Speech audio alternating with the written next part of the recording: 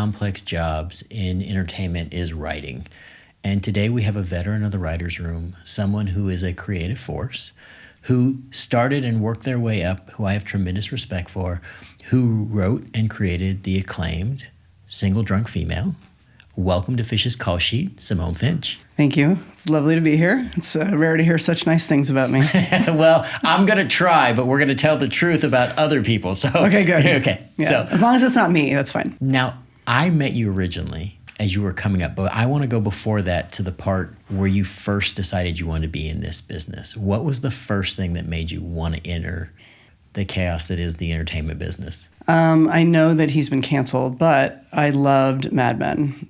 And Mad Men is about an alcoholic, right? Don Draper. Yeah. So for at the height of my drinking, everything that I consumed was about addicts and alcoholics. And I didn't know that at the time. I just thought this was great art. And it is great art. Yeah, I originally wanted to be a playwright. I went to McGill University and they had a theater department. They didn't have screenwriting or anything like that. And I wrote a couple plays and I was good at it. And the thing I say to people is like, I chose the thing, I'm lazy. Like I'm good at writing. I'm not really good at much else. Like I cannot cook. Do not ask me to cook you something. I will not do it. Yeah, it was Mad Men. And that show kind of taught me that it was like a play and it was also a TV show. And that's kind of how I write. I think my joke is I write people in rooms.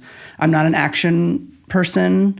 I also start with character. It was New York or LA. My family's from New York. I wanted to get the hell away from my family, obviously. I moved to LA, and LA was alien to me. I didn't know anyone. Looking back on it at 23, what the hell was I doing? I have no idea. And now looking at people getting into the business today, I'm like, oh my, it's even worse. No offense. Since we gave everyone hope. Yeah. There's still hope. I do believe if you're talented, it's possible, but it is harder, I think. Oh, it's really hard. Yeah. And it's brutal right now. But I think that's true of a lot of things in this country and around the world. Correct. Things are really rough right now and it's hard. And it's a good time, for me, I still think it's a good time to be creative and lean into what you want. But the business is much harder. Yes. Now, you're a writer. Yes. What is the best part of being a writer? Oh, God.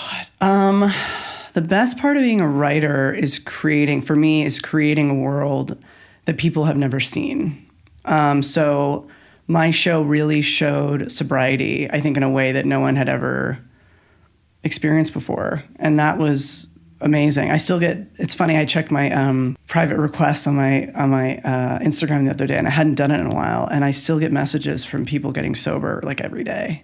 So there's nothing better than that. No, right? I tell people all the time, all those years after working on Roseanne, I listened to people's stories about the impact it had on them and the way it made them feel healthy or normal and to be part of something that kind of changes people's lives in a really specific way. There's no substitute for that. It's incredible. No, it's better than fame, I think. Yeah, it is. I've had a little fame, and oh boy, that was intoxicating. But yeah, I think it's a better version of that, right? It's like you're helping people versus you're, the best thing ever. Yeah. Well, talk about fame for a second, since you brought it up. Okay. Because I think this is a subject that people don't talk about enough. Okay. What do you want? What do you want me to say? I want the truth, Simone. Okay, here's the truth. Here's the things truth. I love is you are such a straight shooter. I am a straight shooter. In the most beautiful way. Oh, thank you. Okay, so when my show debuted, I had no idea, and I really mean this, that it would be so beloved. I had no idea that the New York Times and New Yorker, all these publications that I read my whole life, and also, Sam, the protagonist in Single Drunk Female, is a journalist. So for me, journalism is better than what I do, right? And so for these journalists to be like, oh my God, I love this show, was incredible. It was just incredible. And frankly, okay, this is true. Every guy that looks me up on a dating app looks up my Rotten Tomatoes score, and it is 98%. They don't want to talk to me afterwards. Do you know what I mean? They're like, you have 98%. I can't. Because they're afraid they're not going to be able to keep up with the conversation. They can't keep up. It's true. So, yeah, fame. So, I've been sober. I was sober when the show debuted, obviously. I've stayed sober. But I will say, when everyone is telling you that you are the most amazing thing in the world, it is a drug. And for the first time, I understood, Prince, David Bowie. You know what I mean? And again, I got a little bit of it. Yeah. And I was like, oh my God. And for years, I thought I was untouchable. And the truth is, you know, between the strike and my show getting canceled, I really had my ass handed to me. And I'm grateful for that because I think I had to be brought back to earth. And so I will admit my fear, one of my fears is when I have another show, that'll happen again. However, I now know what to expect and what to look for. So I think that this next round, I will not get intoxicated by it. But oh boy, yeah, it's better than, I drank for how long? How long did I drink for? 28 years. And a few months of that was better than anything I ever drank. And I loved French wine. That was my thing. Fancy French wine. I was a fancy girl. Okay. And yeah, it's amazing. But yeah, stay away from it if you can. Okay, well, what's the advice you would give? Other than just stay away from it, what's the thing you wish you knew beforehand? I wish I knew that just because you've created something great doesn't mean you are great.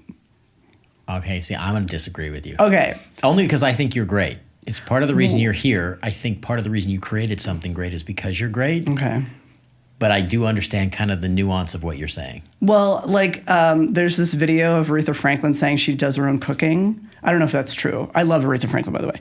But I think there is some truth in that. Like, you need to keep level-headed because, it's kind of like Icarus flying too close to the sun. I think there's a couple years that I was like, the wax was coming off. You know what I'm saying? I had to really come back to AA. I had to start going to meetings every day again because I was like, what am I if I'm not famous? What am I if I'm not this person? Like, who am I? That's the other thing is when you do a show about sobriety, I kind of was a little bit of a spokesperson for sobriety for a couple years. And that also was tough. I did not enjoy that. And Ben Affleck has talked about that as well. He's one of the most famous sober people there are, and Robert Downey Jr. as well. This is true, I tried to tell a Robert Downey Jr. sober joke in one of the scripts in Single No Female. Yeah. And Disney wrote back and said, Iron Man is not sober. And I was like, I'm not talking about Iron Man. I'm talking about Robert Downey Jr. Right, yeah. They're different. They would not, they were like, it was weird. I was like, okay, guys, great. You're only helping me create a show about sobriety, but you won't talk about the most famous sober person in the world. Okay. Yeah. Anyways. That's the duality of our business, I think. It's also very interesting because your show was incredibly acclaimed. It was incredibly reviewed. It was tremendously powerful. Thank you. And then you ended up in this weird place in this business where Freeform kind of was going away. Yeah. Disney was in a shift. I want people to understand that so many good projects end up being scrapped or going away, not because someone did something wrong or because the show wasn't good. The show was great and it was impacting a lot of people. It just didn't fit kind of either the corporate culture or kind of what a network needed or wanted at the time. And that's got to be super hard. It was hard, but years out now that I can see, they didn't want to do scripted anymore. Script is expensive, unless it's a hit. It's not a. I think the streamers. I know Freeform isn't a streamer, but I guess what I'm trying to say is that everyone realized that this stuff is expensive, and they were making too much of it. Now, should they have canceled my show? No, obviously, but because there's a lot of other shows that should have canceled. Okay, just saying. I'm just saying. I'm not saying. I won't name any names. I won't name them. Yeah, 2 seasons is still pretty great. There's so many shows that only get 1 season. And again, with 2 seasons, I think it made a mark, and we're on Prime and Apple now. Yeah. And people yell at me because they have to pay for it. And I'm like, give me 2 cents of residuals, please. Thank you. I think it's really funny, right? Because people don't understand the business part of this, which is, I want to go back earlier, but I want to stay with this for just 1 second, which is pitching a show. Yes. It's a miracle anything ever gets made. Correct. Like the fact that you not only created a show, pitched it, sold it, got it made. Mm-hmm. And then not only did you get it made, but you got a second season, which is you're in the 0.001%. Thank you. I know that doesn't necessarily it doesn't solve the other things. It's true. But it's rare. You're in a very rare category. Talk about what that meant to you to have this thing that really was a piece of your heart and make it real and will it into the world. I knew, so I wrote the first draft when I was still drinking, and it was about a hot mess. If you remember, hot messes were all the rage in the early, like 2015, like Trainwreck. I really like that movie, except that once she throws out her bong, she's fine. I wish I could do that and be fine. That was not my story. And then I got sober, and I realized it was about me, first of all, and second of all, it was about an alcoholic. And I really thought to myself, okay, addiction storylines are really boring because it's the same story over and over again. But, no one's ever really zeroed in on, like, sobriety changes every day, and that was the story engine, I think. I knew I was going to do it. I can't tell you how I knew that. I knew it. I guess I manifested it. I just said, I will create that. This is happening. And when I want something, I don't give up. I don't give up.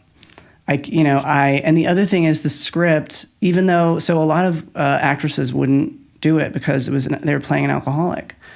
And, but it's such a great role. And I was like, what? And then I saw these actresses taking other roles, and I'm like, what are you, I won't say who. Anyways, it was kind of a snowball effect. And people kept reading it and loving it and loving it. And I kept rewriting it. I kept getting notes. And also that's the other thing, if you're a writer, you're going to get notes until the day that it airs. Okay. And then afterwards, they're going to say we should have done whatever. I agree. And it was a script that wouldn't die. And so I just thought, there's something here that people are really responding to. And Freeform, so when Freeform bought it, there were 5 other shows in contention. And every 2 weeks they were like, this show's dead, this show's dead. And I was like, yeah, I knew we had the strongest team, and I knew that it was the strongest script. I just knew that. That was it for me. That was my first script, first pitch. Yeah. I mean, it's unheard of. Insane. Every time I say that, like old men that have been in this business for a long time get really angry at me. Yeah, lots of people get really angry. Some people in the room at the Connors got angry at me. Yeah. Well, and that's actually a great point. Like when I first met you, you were really working your way up in this business. Yes. And you were an assistant for a really long time. Thank you. And no, but yeah. You have to have some real fortitude to you, because that is not a position that people last a long time in. But it also is one of those things where people hold you in that space. What was it like to work your way through that side and then to launch yourself? When I got sober, I knew that I wanted to be a writer. Like, I finally accepted, like, this is what I want to do, because I was running away from it for a couple of years. I wanted to be an executive. And then a producer told me, you're not an executive. And bless him. So I looked for jobs with showrunners, being a showrunner assistant, which is honestly, in my opinion, the best way to move up. It's better than writer's assistant. It's better than script coordinator, because you get to see everything that happens from the belly of the beast, okay? And if you're with a great showrunner like I was, like Bruce Helford, he really allowed me to be in the room, to pitch jokes. I mean, when no one else had ideas, I just want to say this, I became a really good assistant. I was really good at my job. And you're right, I was so good that there was a minute, I think, where Bruce didn't want to let me go. And I had to tell him, I hope he's okay with me, but I texted him and I said, it was in the middle of the second season.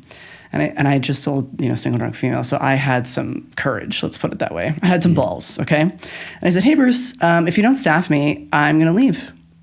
That's it. I'm going to go. And he was like, okay. Right. Credit to him, because he did it. And other people, there are people in this business who would have been petty and done it a different way. I've had petty, trust me. I've had previous showrunners be petty. And Bruce is not petty.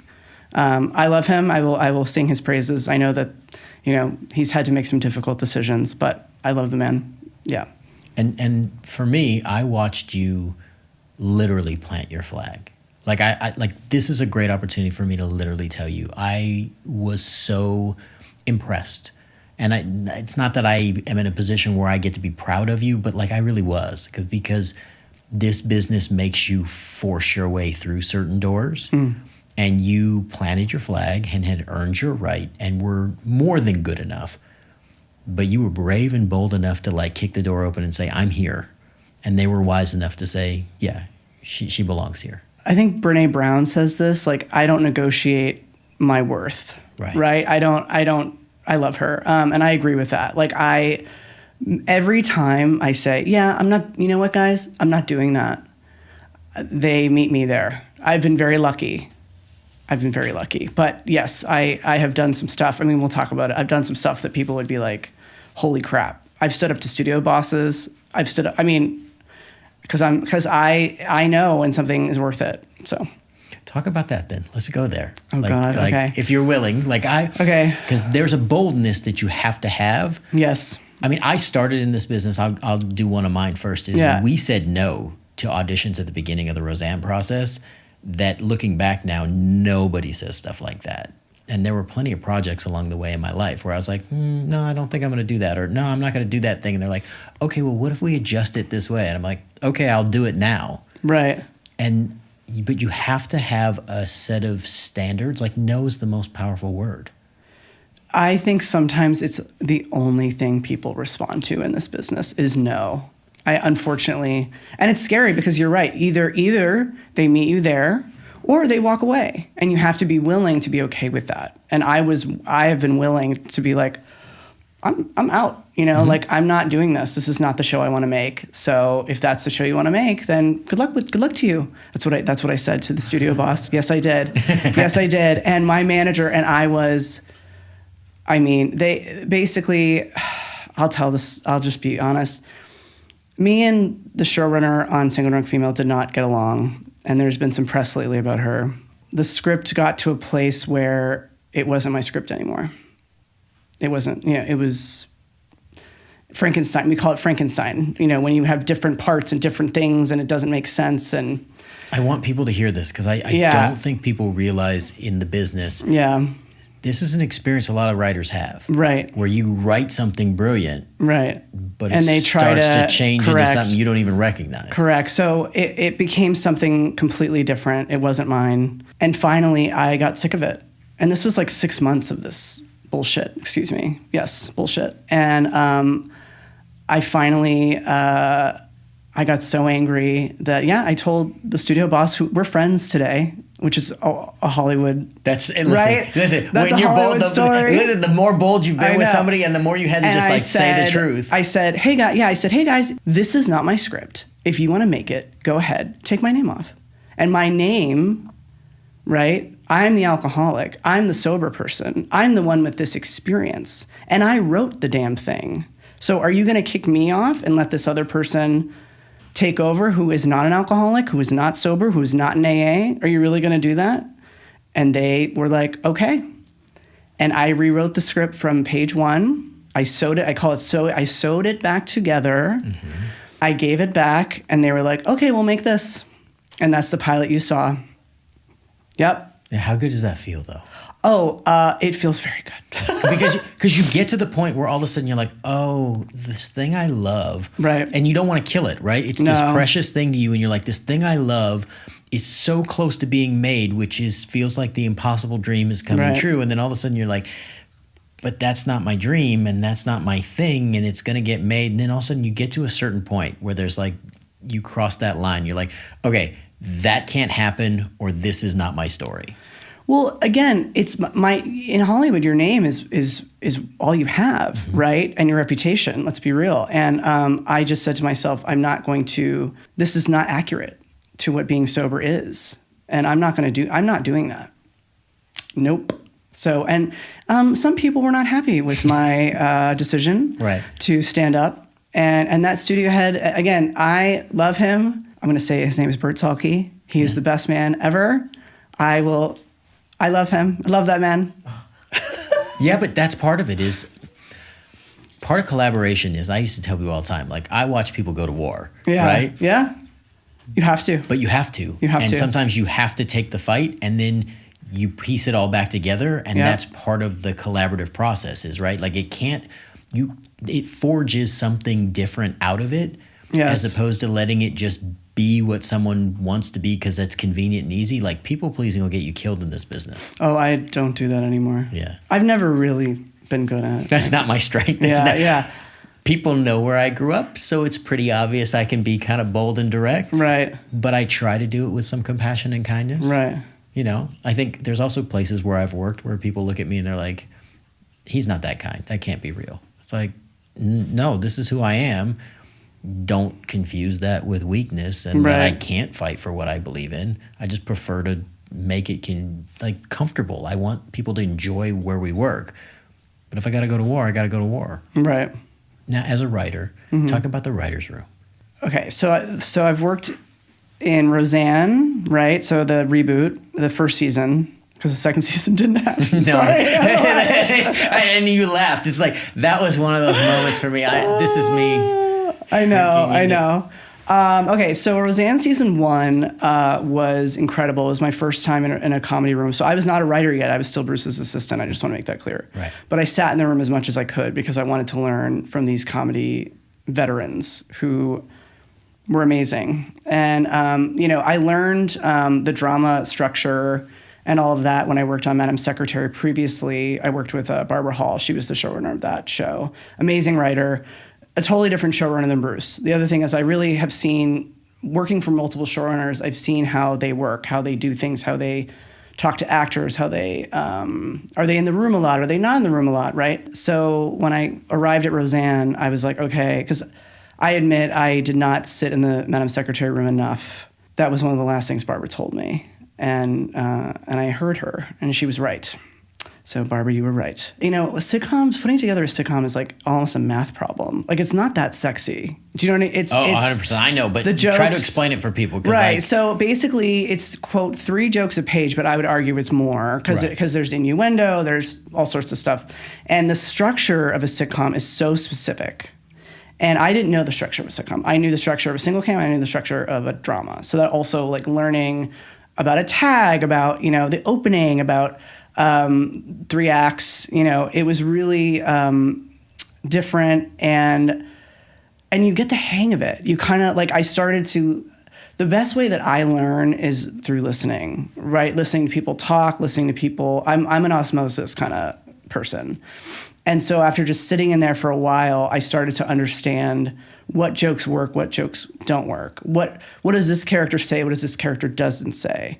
And I would say it took a couple months. I didn't pitch anything for a while because I was like, I better, if you're going to shoot, you better shoot. Listen, when you get ready to take your first shot, I know, especially in a room full of legends, you have to be ready, and you have to kind of know that this joke works, even if it's not the one they pick. It's gotta move the room. Yeah, I got some jokes in, not a lot, a few though, and people were like, oh, who's this? Who's this bitch? Yeah. And I had an idea for an episode that almost was made. The first time Bruce kind of acknowledged me as a writer, he said, Simone, you're good on your feet. And I was like, oh, damn. Because Bruce, is incredible veteran, over 40 years career. I could go on. He has so many shows, it would take up the entire podcast. Yeah. So that was sort of the beginning of me being like, oh, I think, I am a comedy writer, number 1, more than drama. I can write both, but I prefer comedy. It's more fun. Yeah. And 2, I get sitcoms. I understand how they work. I get the voices. And again, I said it earlier, I start with character and voices. And, I can see a scene in my head between 2 characters, and I go, oh, okay, that's how it sounds. My dad was a classical cellist, and my brother is a classical cellist, but I didn't really get the music. I was okay. I didn't care. But I will say that my ear for language, I think, is what I got. Yeah, and this, particularly in sitcoms, there is a rhythm and a cadence, and, like, there very much is a tone that you have to be able to ride and hear. Right. And I think it's very much like music, right? Like, there is a rhythm and a tone to this, and when you get off tone, it's trouble. Yeah. Yeah. Yeah. We got off tone a few times. I'm kidding, kind of. Sorry, guys, didn't say that. So, so I was Roseanne, and then the Connors. So, first season of the Connors, I asked to be staffed, and he did not staff me. And then Norm Macdonald said to me. So, Norm was one of the writers on Roseanne and the Connors, and we became friends. I loved Norm. He was so funny, and one of the best. He really encouraged me, and he didn't have to do that. And unfortunately, so far, it's only been men that have encouraged me, and I'm noticing that. Anyways, so just saying. Hey, truth's true. Okay, so I texted Norm one day, and I said, Norm, he didn't staff me for the Connors, and Norm said, Simone, do you know how hard it is to get a good assistant? And I was like, oh my God. And that's to your point earlier, which is Bruce was going to keep me there as long as I was okay with being there. And I love the man, but I don't think he would deny it. Because I was the best assistant that mofo ever had. But that is also one of the things in this business that I tell people all the time is if you are not pushing for the job that you want, you will stay in the job that's comfortable for people. Correct. Nobody wanted me to direct in the beginning. Right. Like I had to fight to direct and I had to be willing to walk away to direct. And then I did it and everybody's like, oh, you're pretty good at this, right? I did hear that. And you're like, I did hear that. You gotta, but you have to deliver when you get there. But you also have to know when to draw the line and be like, I'm here, I have the skill, I'm ready. And I get it, because people need people in certain boxes, and you left a big void when you left that position, right? Because you were good at it. I mean, I don't think so, but okay. Well, I think I'm very good. How do I say this? I could work for any rich person and run their life. Like that is, I would love, and during the strike, I tried to do it. I tried to apply for those jobs, and no one would hire me. No one. And this woman with 30 years in AA, I was talking about it. She was a friend of mine's sponsor. She said, Simone, no one's going to hire you for that. I was like, why? And she's like, you've already had a show. You're done. Well, now you're in a different place. Right? She was like, no one believes you would do it. Well, that's the hard part too, right? Once you do a show, right? Right. You can't go back. It's hard, like, and people don't want to like just staff you on other things. No one has staffed me. So I'm just getting, I think, the closest to a staffing position that I've gotten to in 2 years. And every time I meet with someone, I have to say the same thing, which is, I am perfectly willing to sit in the back and learn.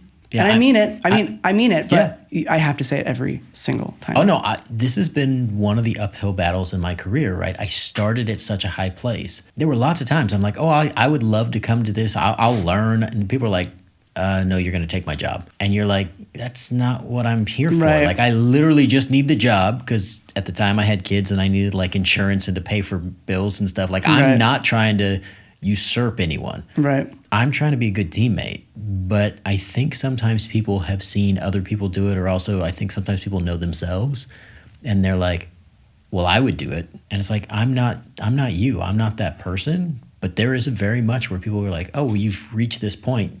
There's no reason for us to consider you in this position. Sometimes I need that job. Girl needs a job. I mean, I think I'm actually, the irony is I'm close probably to selling something, but of course, it all, again, in Hollywood, it all happens at the same time. That's the other thing I've learned. It all happens at the same time. And you're like, why couldn't this have happened 6 months ago?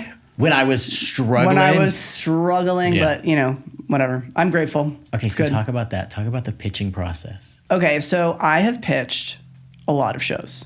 No. And my batting average has gone way down. So my batting average was 1,000. Okay, hold on. It's because your batting average was 1,000. Because see, if you went the other way, most people go over for a really long time. That's true. And then all of a sudden they're like, oh, sweet, I'm hitting like .050. Right. And everybody's really excited. Right. 2024, which is the first year that we could really pitch after the strike, because the strike ended in late October. So the execs were so lazy that they wouldn't hear pitches between October and December. Sorry. And I know. I'm going to say it. I'm going to say it. I tried to pitch stuff. We had stuff. We had stuff going into the strike that got stopped. Yeah. Like my writing partner, Michael, and I, we had a bunch of stuff. Yeah. And we had stuff at networks. At one point, somebody just turned to me and said, Fish, we're not talking to anybody.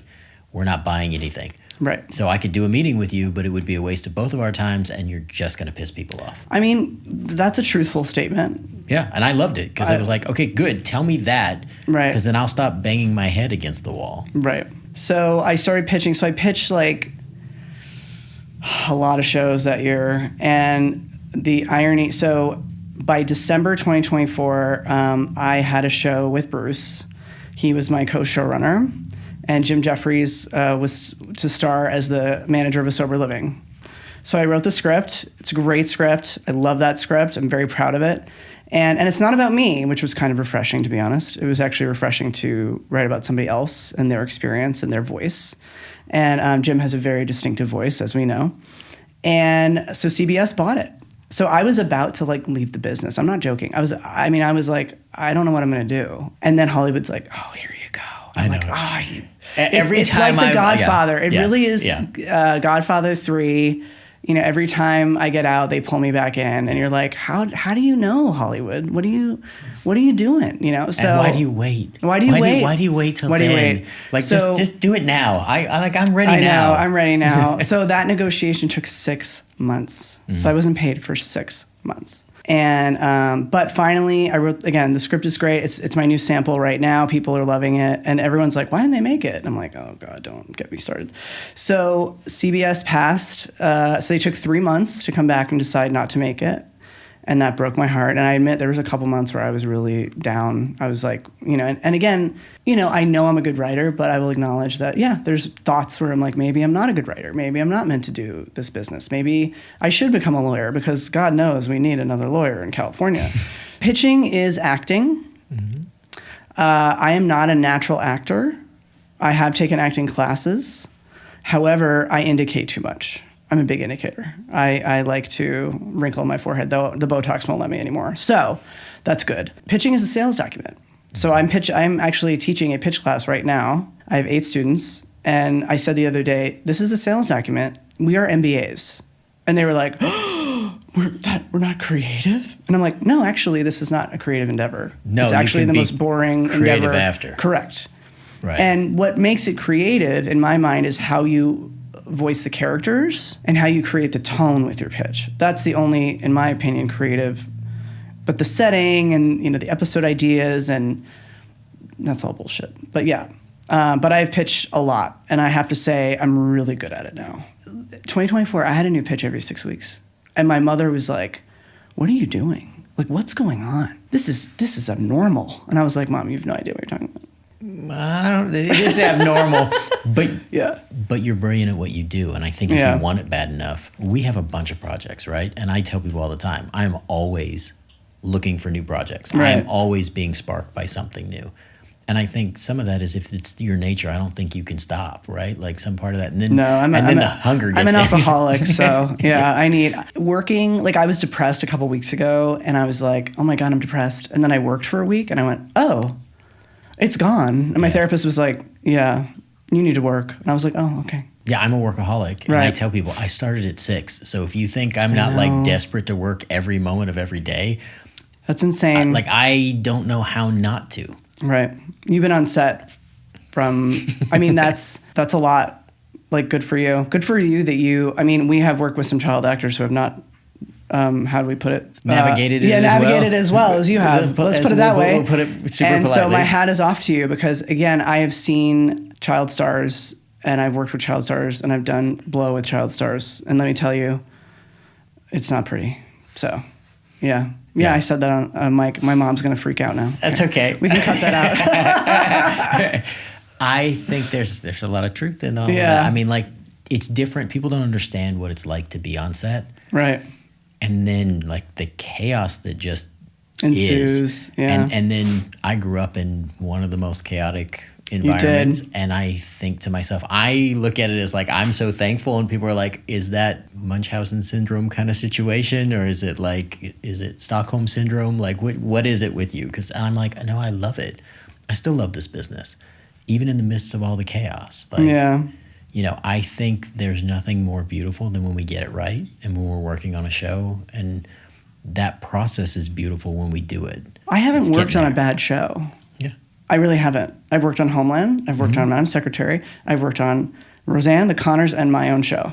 I am a snob. So what I'm hearing is that we need to collaborate on something, because they all turn out good. I'm in. No, Bruce Rasmussen, who's one of the EPs on Roseanne, once said to me, "Simone, you need to work on a bad show." And I was like, what do you mean? But I understand that now. I get that now, because I've been very lucky with who I've worked with who I've learned from. There's still things that they said in the Roseanne and Connors rooms that I'm like, oh, they're right. Okay. Even in my own scripts, I go. So one of them is don't slice the ham too thin, right? If the story isn't there and you're trying to parse it out and you don't have enough beats to it, it's not good. It's not a good thing. Give us a couple more. Bruce hates when you are coy. Yes. And what I mean by that is when you try to hide the ball. too much. So if you have like a twist or whatever, he's like, you need to either come out with it or you need to make it so good that they have no idea. You need to make it so good. And that's really hard to do. So there were times when we would be like, Bruce, like, what if da-da-da-da? And he's like, coy. And you would just know that was it. That was the end of that idea. Repeating the same word too much. That's bad writing. It's bad writing. Even in text messages, I go, I said the same word twice. Yeah. I'm disgusting. People are going to get me. It's so funny because it bleeds into your regular life. Oh, I text like a writer. I'm such an asshole. And people are always like, or people will say, do you really talk like that? And I'm like, yes. Because I reread it. Yeah. Like, I was like, I can't not. Or I'm like, oh, if I was going to make that joke, the joke needs to be at the end. Right. Which I do in text messages. Oh, and threes. Yeah. Game of three, you have to do it in, you can't have da-da-da. It has to be da-da-da-da-da. Yeah. 3. And the blow has to be said usually by the main character. Now, I don't always follow that. I don't always follow that. Okay, either. Thank you. Yeah. That's an old one. It's an old one, and I will tell you that's the one thing on Roseanne that we kind of changed is almost anybody could have the blow. That is correct. However, well, let's just say I was told something else. Well, at certain times, people lean on other things, At certain times, some people wanted the blow. Yes. Yes. But it was one of the strengths. Roseanne. Okay. Yeah. There we go. Listen, truth's the truth. Truth, Jim. So I want to talk about something you said. What did I say? That I don't think people, now that people have seen kind of your trajectory and understand you really have worked on amazing shows, you literally sold just a world-changing show for a lot of people. Talk about the part that creeps in that you touched about, like where you start to feel like, maybe I don't have this. Because when it's not working, sometimes we just feel like it's not happening, or should I go get into a cubicle and like take a normal job? Yeah, cubicle is the dream. For me, it is a validation thing, right? And when I'm not working, I think I don't feel validated for my art, so to speak. And also when you've been so validated previously, and I know that you know this, and then you're not validated, it's kind of like the trickle, it was a river, and now it's, nothing. And now it's a drop in the bottom. It's a drop in the bottom of a cup that you're like spinning around and just looking at what's left of it before it evaporates. No. So that, and again, like, I saw a psychic recently. Okay, shut up, everyone. No, okay. I saw a psychic recently, and I said, "Why won't anyone staff me? Why?" And she said, "Simone, you're expensive." Okay. And I was like, "Am I?" And she's like, "You are." And I was like, "Okay." Do you know what I mean? And I was like, "Okay, well, that makes sense." But part of that is, and part of it is you're like, "Yeah, I'm okay with that, right? Like, I'm okay with being expensive, right?" And then there's a part of you that's like, Could I be less expensive? Not quite. So, I don't want to be a bargain, but not quite. Yeah. Well, so Tommy Schlamme, who was the president of the DGA, I had a meeting with him about a script, and he said, "What else are you working on?" I said, "Oh, I'm doing this mystery," and I said, "My second project has to be great." And Tommy looked at me and he said, "Simone, your second project will be your second project, and then you will have your third project, and then you will have your fourth project, and then you will have your fifth project." And he said, "Not all of them are going to be good." And I was like, "Oh my God," I think about that all the time. All the time. That really helps me, actually. I'm like, because I think my second project might be something I had no idea. I thought it was going to be, frankly, the CBS pilot. That's what I thought. I was ready for the announcement. Right. That's the other thing, right? It's the heartbreaker. You get like, so I was like, we're going to get picked up. This is amazing. Oh my God. And I was going to show all the haters, and I got haters. Okay, I got haters. And it didn't happen. I did not show the haters. Now, I think I'm about to show them, but I don't want to go through the same thing. But I think I am about to show them, which feels good. But it didn't come at the time that I wanted it to. I wish it had come, 6 months ago, but it's okay. It will come when it comes. Okay, what is the thing, if you could go back to a project now, knowing what you know now, is there anything you'd want to go back to contribute differently? Yes. On my own show, I said no too much, season 1. And Bruce, one day, I called Bruce, so I would call Bruce like weekly and be like, "Bruce, I'm so lost." I was 35. I was running a set at 35. Almost I don't unheard know. of. I mean, the only people that get that are men, honestly. So it was really quite rare. And there's no playbook for how to run a set. I mean, there's books about it from old men, but I don't want to read them because, I mean, I love Robert Evans, but, Anyways, I called him one day and I said, I was yelling about something. And Bruce said, Simone, I have to tell you that you can't always be the person saying no. Mm. And I was like, oh, shit. That's been me. And that hurt me. So I really wish I should have played ball better. I didn't know. I thought every fight was worth it. I fought every battle. You can't do that. Yeah. You have to fight 1 in 3 battles. Sometimes 2 and 3 if it's really important, but I would say 1 in 3. And the other 2 you go, all right, you can say that line the way you want to. Or as Bruce would always say, you have the English language at your disposal. You can change the line into anything you want. Right. Great thing to say. I love that. I will always change a line for an actor. Unless the network wants me. We did have a few of those where I was like, hey guys, I know you hate it. The network, Freeform is saying we have to have it. Right. And they're like, okay. Talk about that part when the notes start to come in from above. Because there are things that you have to do. And some of them you understand, some of them I don't want to get you in trouble. But no, you're not going to get me in trouble. Freeform doesn't do scripted anymore, so right. It's fine. Freeform had a lot of turnover. Because a lot of places have had a lot of turnover, not just Freeform. I would say every company in this business has had turnover. I mean, there were Disney layoffs, there were Sony layoffs. I mean, I could go on. So that's not their fault. But I will say that with the turnover, I think created more notes because people kept coming in and having different ideas. And that was annoying, I will say. I did not love it. However, Jamila Hunter and Tara Duncan's the president of Freeform, was the president of Freeform, she's now the president of Onyx, were wonderful, amazing, and gave great notes. So, and Jamila is a friend. So I'm grateful to them. And Chrissy Wall, who bought it, I should say, also was wonderful, but she left us to go to Brownstone. So again, there was Chrissy bought it, she left, so and also Disney gives a lot of notes. They do. They just do. Whereas CBS, it was 5 notes a draft. I know, it's crazy. I said to Bruce, Bruce, is this real? And Bruce said, Simone, why are you questioning it? Yeah, just say yes, right? He's like, what are you doing? And I was like, oh my God. It was just wild. It was the opposite experience. I actually was concerned because I was like, I don't know. But they loved it. But it was still really weird but also maybe, just maybe, my writing had gotten better. Is it possible? Is it possible? I don't know. We'll see. All right. What is a moment that you could not wait to come home and call your mom or tell your family this is a moment that I just want to remember or savor or share? It's about the show, but it's about, so this guy on Instagram, DM'd me one day and said, hey, I'm a New Yorker cartoonist. I want to do a cartoon with you. And guess what I did? I ignored him for 2 months. Because I thought, this man can't be real. Right. This can't be real.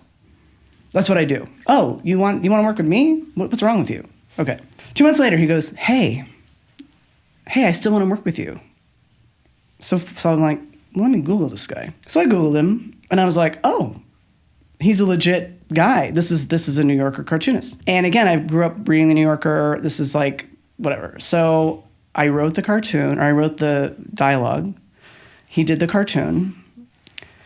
And within 4 months, it was in The New Yorker. It's awesome. Okay? Yeah. And that day, the day it came out, honestly, that's probably the most fame I've ever had. It was actually more fame, I think, even than the show. Does that make sense? And it was about sobriety. And it was about the game of whack-a-mole, right? So my whack-a-mole, so I gave up drinking. And what do I do now? I do sex, I do food, and I do shopping. And I was honest about it, again, because I don't know any other way to be. And it was incredible. The response, people still talk, again, they still talk about it. They're like, I have it framed. That was my mother, Freeform, okay, but New Yorker, yeah, she had to compliment me that day. And she did. And let me tell you this, some people were jealous. Just saying. It's one of those things. Yeah. I tell people all the time, we're all addicted to something. Yes. So pick your addictions carefully, right? Yes. And I try to be very conscious of and I try to pick healthier Yeah. addictions. Yeah. But I'm like, I'm hyper competitive. I was an athlete. I am too. Right? Yeah. So that was part of like, I was addicted to competing, and I'm always going to be that way. So if you break out the board game, may heaven help you, because I will not, right? Like and it's just the nature of kind of who I am, but I pick my addictions very carefully. And that's what I think growing up in this business, we joked about it before, but that was somewhat of my saving grace, is I was like, yeah, I don't like the way that one works out for people, or that one seems to be really detrimental. So I just picked different ones. Lucky you. No, I think I was lucky to get steered away from certain things. And I don't take as much credit as I am thankful for the people around me. Well, that is incredible that you had those people. Yeah. I agree. Yeah. Because I had people I worked with who were like, don't be like me, while they were like, okay, I'm drunk, so I called you, please drive me home, don't start drinking, fish. And I'd be like, okay, cool. Like, Wow. fair enough, I'll be the designated driver. And at the same time, I was like, okay, this is a wake-up call. Because like by 16, I was the designated driver everywhere. No one made me that at 16. Well, But now are you the now my friends have one glass of wine, they're drunk. And I'm like, get out of here. lightweights? Lightweights, losers. Losers. Don't finish their second glass. Get out of here. Then you're like, really? Like, Oh, you have no, every wedding I go to, I'm appalled at the level of non-drinking. Okay, what is the thing at this point that still lights you up to write? There were a couple years where, after Single Drunk Female, that I really steered away from writing about myself, because being vulnerable on a grand scale is a lot. It's a lot. And I needed a break. I needed to kind of step back and just be like myself and not talk about alcoholism, frankly. And also, I started getting a lot of like, do you want to write about this alcoholic? Do you want to write about this alcoholic? And I'm like, can we? So I told my manager, I was like, I don't want to write about alcoholism anymore. I'm done. And she was like, great. Recently, two things. One is a great idea, right? So this animated show that we're repitching next week. I think it's okay, shut up. And it's just such a great idea, a great premise. You know, when you come across a great idea, you're like, oh my. And I've been sent stuff for years from people, and most stuff I'm sent is horrible, horribly written. Like, I'm sorry, I sound like a snob, but it's true. I'm just like, what is this? And why do they think I would do it? Do you know what I mean? Like, I have not said yes to, like, I think I am getting a reputation. Listen, I'm a comedy snob. I tell people ahead of time. Like, I'm like, you grew up on Roseanne. How could you not be? Well, and I want real, and I want stakes, and I want tone, and I want rhythms, and I'm like, I'm telling you right now, and I tell people all the time, I'm a comedy snob. I grew up on Roseanne, and I grew up around stand-up comedians. Right. So like if like I come real stand-up comedians, not this bullshit today. Sorry. Okay. So so recently I met a guy in Italy. This is true. And I thought he was the one, but he wasn't, which is fine. But he came back, because they all do. And I was like, this is a really good, like, for years people have been saying to me, Simone, you have to write about dating in LA. You have to write about dating in LA. Like, I've been dating in LA for, I don't want to talk about it. Okay. I've been single for a little over 2 years now, in this iteration of singlehood. And so after years of people saying this to me, I finally was like, all right, I think I have a pretty good story here. And I'm writing it right now, and it's like just flowing. It's flowing. And when it flows, I know, I'm like, okay. Whereas things that I'm writing and it doesn't flow, it's probably not going to be good, or it's going to be so painful. Like, I'm not saying you should always enjoy making your art, because you shouldn't. Actually, sometimes it's very painful. But I am saying that the closest thing to God for me is creativity, is that flow. And when I'm in that flow, I'm just like, there's nothing better. Besides fame. Fame is pretty great.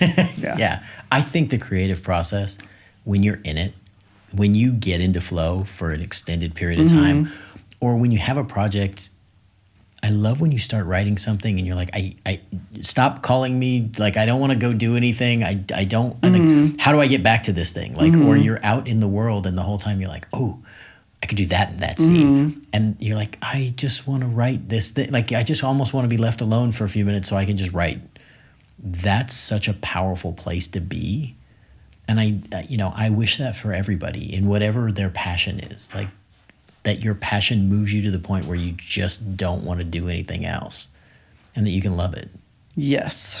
And then it's painful. And that's painful. Yeah. No, it's just funny. I couldn't. So I wrote the outline. The guy was a douchebag, and then I couldn't touch it for 2 months. I couldn't touch it. I was so hurt.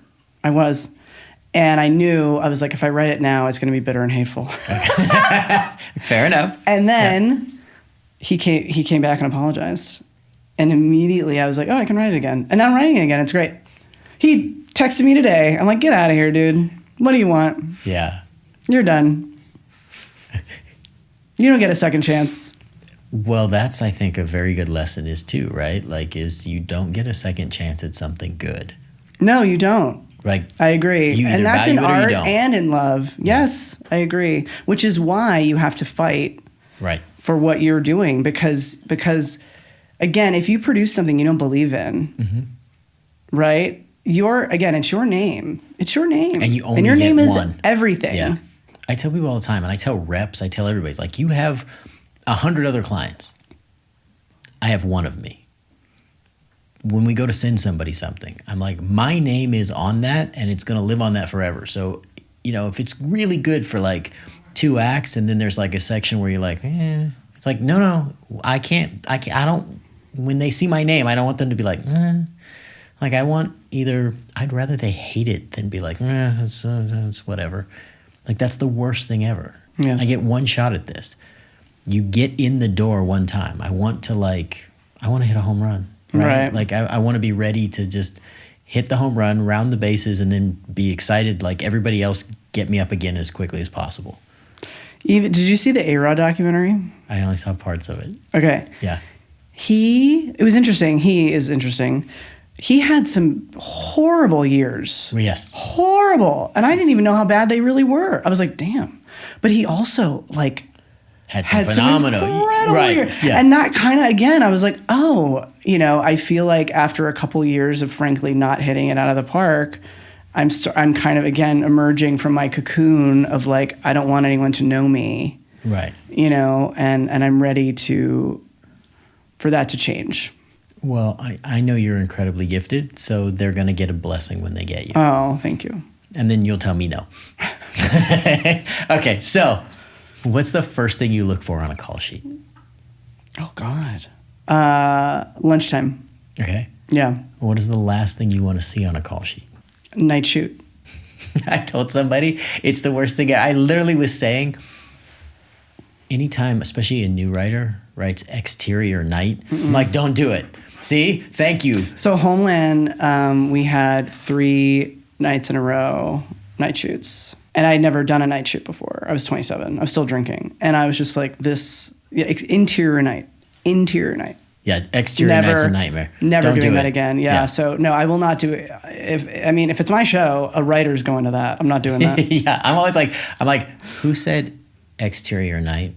Like, everybody's face just goes, whose idea was this? Like, that couldn't happen inside? Like, it's true. Yeah. It can all happen inside. It's fine. It's like, we'll make it happen inside, right? Okay, what is your favorite thing at craft services? Okay, so on the Roseanne on Roseanne, I don't think this was on the counters. They had those chia puddings that were homemade. Those were good. Yeah. And I would go in early and get one. I was like, I hate you all. I'm getting this. Yeah. And people were like, oh, Simone's getting her chia pudding. Okay, what do you hate to see at craft services? Donuts, because I'll eat them. I will. Okay, how do you define success, Simone? Oh, God.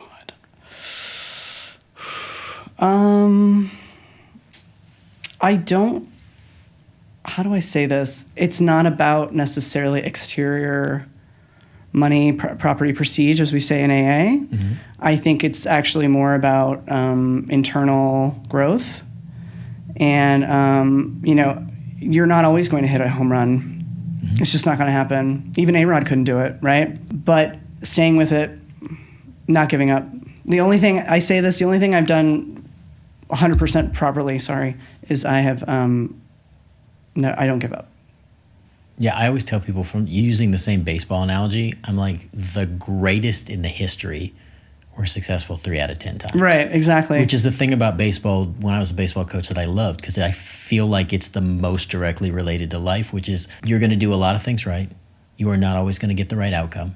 But if you show up every single day and put that effort in, you can come out on the right side eventually, and you stack these things, and over time they turn into something special. So the WGA, when they accept you, they send you a letter, or they did. This was, oh God, 7 years ago. I'm old. Okay. They sent a letter and they said, congratulations, you are in the Writers Guild of America. And you actually, there's a greater chance that you will be in Major League Baseball than a writer in the Writers Guild. Is that true? That's what they said. They're like, this is a statistical fact. And I was like, and I bet you it's even, I mean. Look, I've always wanted, it's the one union that I'm not in this business yet. Okay. So now I just want to do it more. Oh, okay. Right? Because okay. you made like, I'm like, okay. Yeah. Yeah. Okay. They send you that letter and you're like, oh, I'm special, you know? Yes. Yeah. Okay. Based on your definition of success, how are you doing? I think I'm doing a lot better. I think that I thought money, property, prestige was it. And I disagree. I think I've done a lot of self-work the last couple of years, a lot of therapy, EMDR, all that stuff. You know, I will not put up with what I put up with. I will not. Good luck. Okay, what's the one thing that you want on every set?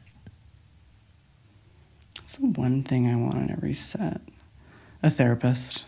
I mean, people have done it, right? I've heard that. Listen, I think people have done it. I don't know that I've ever worked anywhere healthy enough to do that, but I've worked in a lot of places where we needed one. Yeah, I think I think everyone, because sets are their own organisms. They're their own worlds, and things happen. You know, human beings are not good at working together. Well, we are not. You put hundreds of us together in a confined space with a lot of pressure and a lot of time, and then add a little bit of fame and some money and a little extra pressure.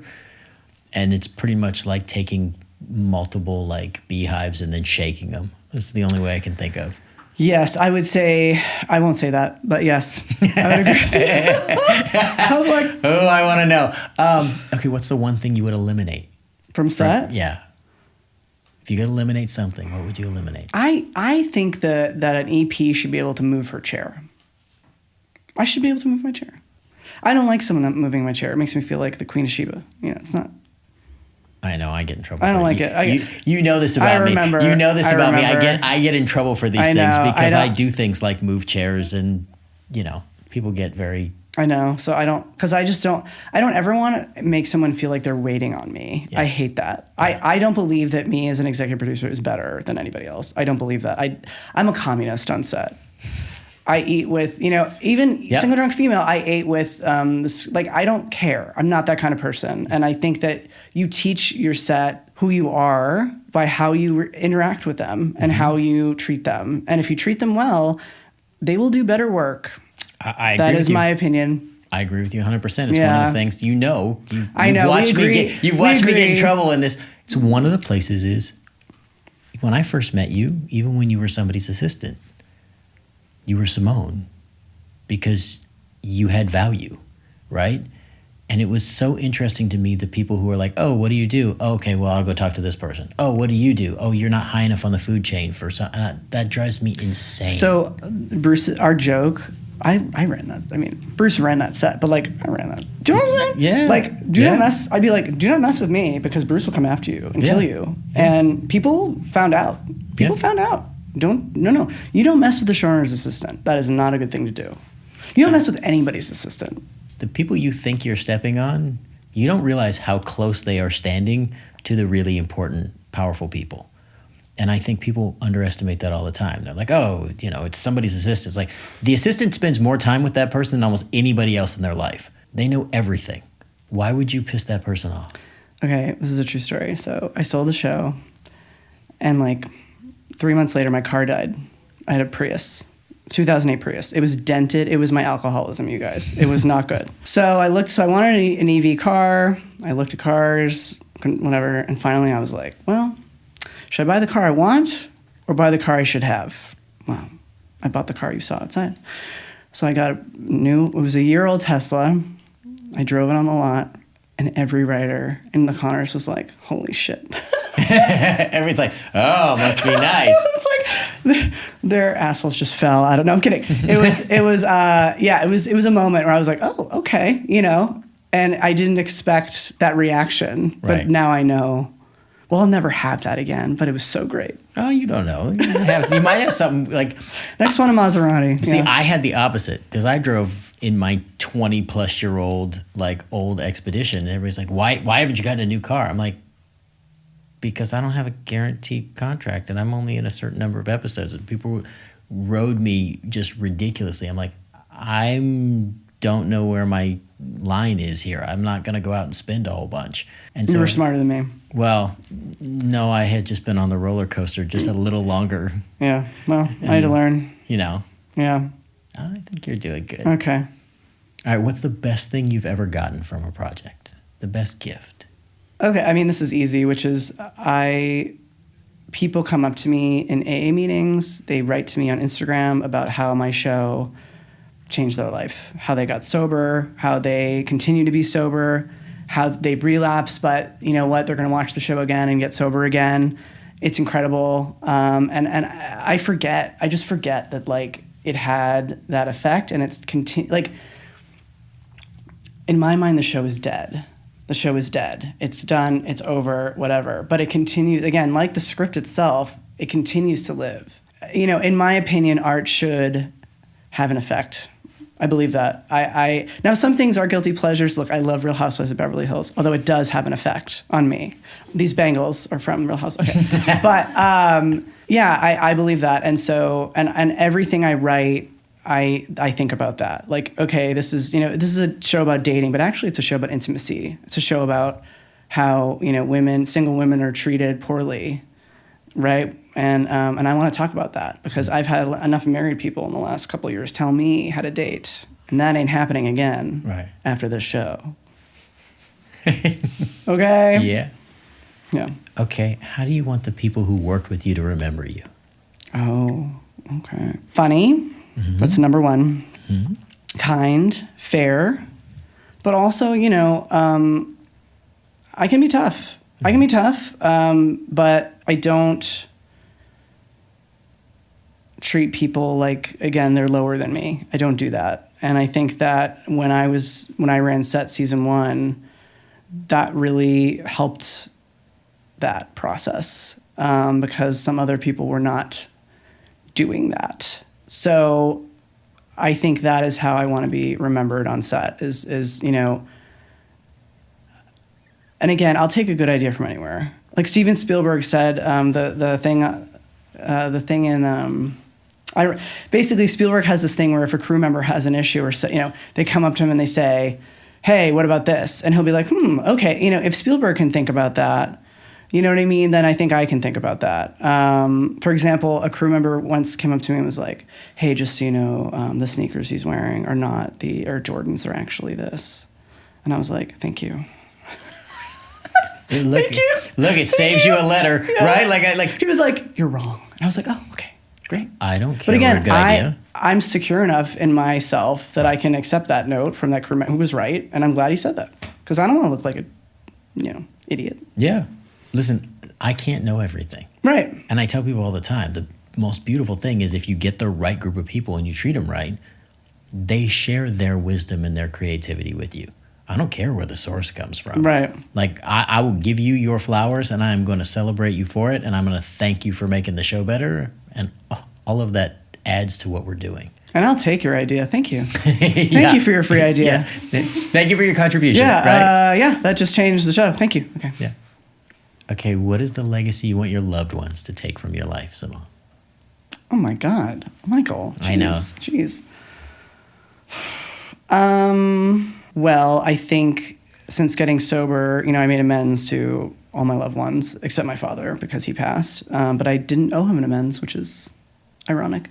But even after making amends, it's a living amends, right? It's a especially with my mother, I'm living with her, I'm taking care of her.